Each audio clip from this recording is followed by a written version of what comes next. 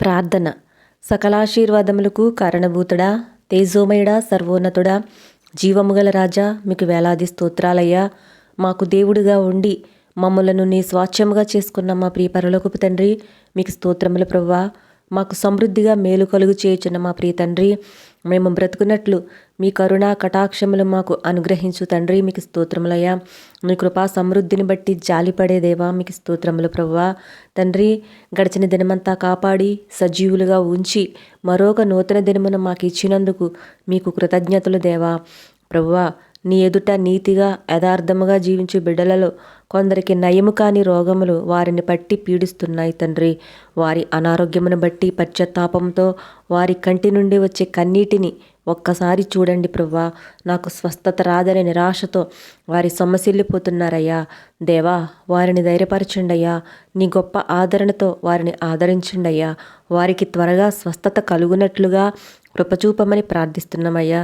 తండ్రి, వాతావరణంలో మార్పుల వలన పిల్లలు, పెద్దలు, యవనస్తులు అనేక మంది జ్వరాల బారిన పడుతున్నారయ్యా. ఈ ఉదయకాల సమయంలో వారందరినీ జ్ఞాపకం చేసుకోండి అయ్యా. డెంగ్యూ జ్వరాల బారిన పడి ప్రాణాంతక పరిస్థితుల్లో ఉన్న బిడ్డలను నీ గాయపడిన మీ పరిశుద్ధ హస్తముతో తాకి సంపూర్ణ స్వస్థత ఇచ్చి దీర్ఘాయుషును దయచేయండి అయ్యా.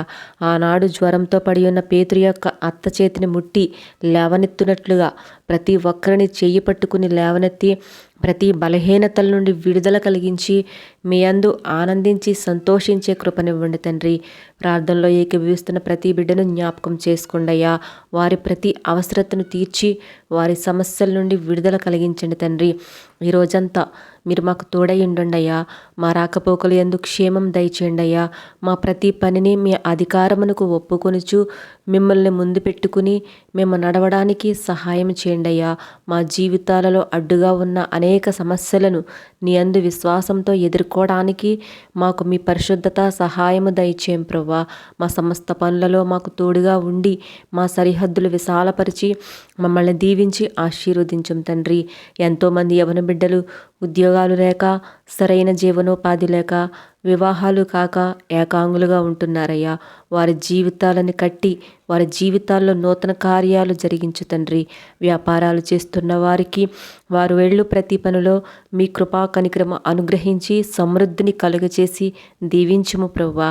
వృద్ధులను, చంటి బిడ్డలను, గృహిణీలను దీవించి వారికి మంచి ఆరోగ్యంనిచ్చి కాపుదలనిచ్చి ఆశీర్వదించమని ఈ మా ప్రార్థన నజరేయుడైన యేసుక్రీస్తు అతి పరిశుద్ధ నామములో అడిగి వేడుకుంటున్నాం తండ్రి. ఆమెన్. మన ప్రభువైన యేసయ్య దీవెనలు, మేలులు, స్వస్థత మనందరిపై ఉండును గాక. ఆమెన్.